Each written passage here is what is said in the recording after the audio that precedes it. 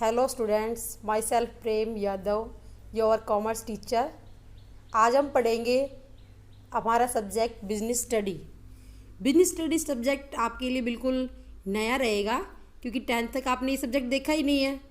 तो कॉमर्स में हमारा एक सब्जेक्ट होता है बिजनेस स्टडी, जिसमें हम बिजनेस से रिलेटेड सारी स्टडी करते हैं। तो सबसे पहले बिजनेस से स्टडी रिलेटेड करने से पहले हम समझेंगे कि बिजनेस होता क्या है। बिजनेस को हम हिंदी में बोलते हैं व्यवसाय। व्यवसाय का मतलब एक ऐसी आर्थिक क्रिया से होता है जो किसी भी वस्तु या सेवा मीन्स गुड्स या सर्विसेज को परचेज या सेल, किसके लिए, उसमें मोटिव क्या होना चाहिए, अर्निंग प्रॉफिट।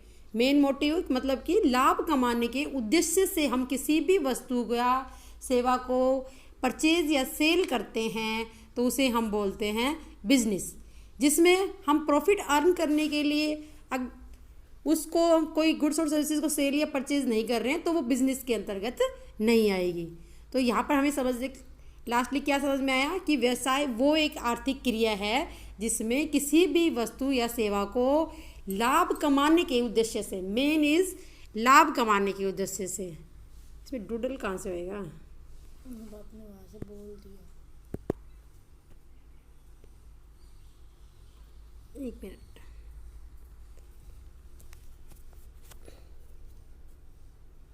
देखो मेन इज अर्निंग प्रॉफिट।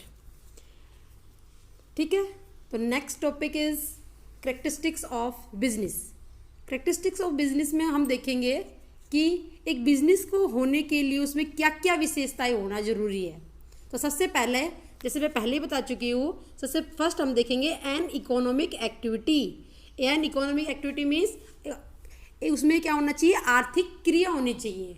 और आर्थिक क्रिया भी क्यों होनी चाहिए, क्योंकि हमारा जो बिजनेस में होता है वो main objective is earning money, because it is undertaken with the objective of earning money. Means हमारा जो मेन उद्देश्य रहता है किसी भी बिजनेस में, वो हमारा उद्देश्य क्या रहता है, पैसा कमाना। क्लियर है। द नेक्स्ट विशेषता है प्रोडक्शन और procurement of goods and services. इसमें इस विशेषता में क्या बताया गया है कि किसी भी वस्तु या सेवा के उत्पादन से संबंधित जो भी क्रियाएं की जाती है उसे हम किस में इंक्लूड करते हैं, बिजनेस में। तो बिजनेस में हमारी includes all the activities with the production and sale of goods and services. Services में कौन कौन सी चीज़ें शामिल होती है, सर्विसेज का मतलब होता है सेवाएं, हिंदी में हम उसे बोलते हैं सेवाएं। सेवा में क्या क्या शामिल होता है, ट्रांसपोर्टेशन में जैसे एक स्थान से दूसरे स्थान पर हमें कोई भी वस्तु ले जानी है, भेजना है, कोई भी माल एक स्थान से दूसरे स्थान पर भेजना है तो वो हमारा आएगा ट्रांसपोर्टेशन में। दूसरा बैंकिंग में हमें जैसे अपने व्यवसाय के लिए हमें लोन चाहिए, बैंकिंग हमें किसी को पैसे ट्रांसफ़र करने हैं, ये सारी किस में आ जाएगी, सर्विसेज में। इंश्योरेंस, बीमा में हमें पता ही है जैसे कि हम अपने सामान की, हमें अपनी वस्तुओं का बीमा करवा लेते हैं। रास्ते में अगर कोई उसे हानि हो जाती है तो वहाँ से हम इंश्योरेंस कंपनी से क्या कर लेते हैं, उस क्षति को पूर्ति करवा लेते हैं। तो that is called services. Goods में हमारे कौन से शामिल होते हैं, कंज्यूमेबल गुड्स। कौन से शामिल होते हैं, कंज्यूमेबल गुड्स कौन से होते हैं, उपभोग वस्तुएं जिनको हम क्या कर सकते हैं, यूज़ कर सकते हैं, उपभोग कर सकते हैं। तो मीन्स उनको हम वो हमारी यूज़ को जो हमारे कंज्यूम करके हम उसको क्या कर सकते हैं, ख़त्म हो जाती है वो। The next characteristics of business is sale और exchange of goods and services. किसी भी गुड्स और सर्विसेज की आदान या प्रदान एक्सचेंज। ठीक है, इसमें किसी भी गुड्स और सर्विसेज का किसमें, सेलर और बायर में हम किसी भी वस्तु या सेवा को क्या करते हैं, एक्सचेंज करते हैं। द नेक्स्ट विशेषता है जो हमारी है, फोर्थ जो कैरेक्टरिस्टिक्स है वो है हमारी dealing in goods and services at a regular basis. ये बहुत ही इंपॉर्टेंट विशेषता है बिजनेस की कि किसी भी वस्तु या सेवा में, किसी भी बिजनेस के लिए उसमें रेगुलर बेसिस मतलब डेली मीन्स रोजाना उसमें डील होनी चाहिए।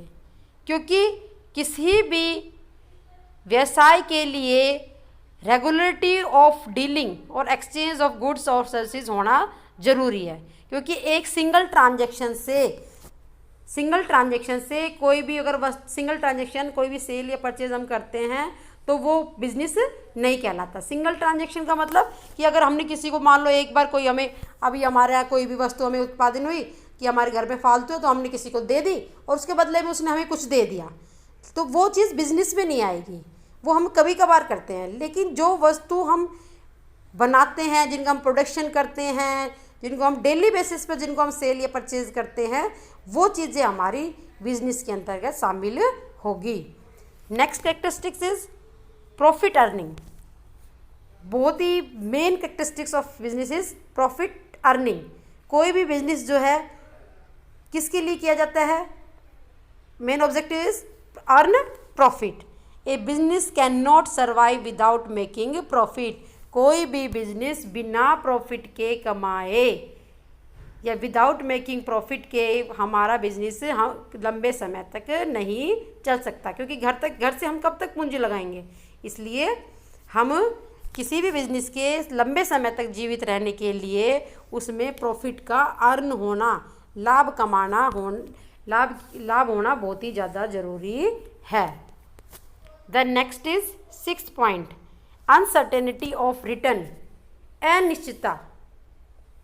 अनिश्चितता रहती है इसमें, वापसी की अनिश्चितता। इस विशेषता में ये बताया गया है कि हर बिजनेस में हम जो मनी है वो इन्वेस्ट करते हैं किस उद्देश्य के लिए?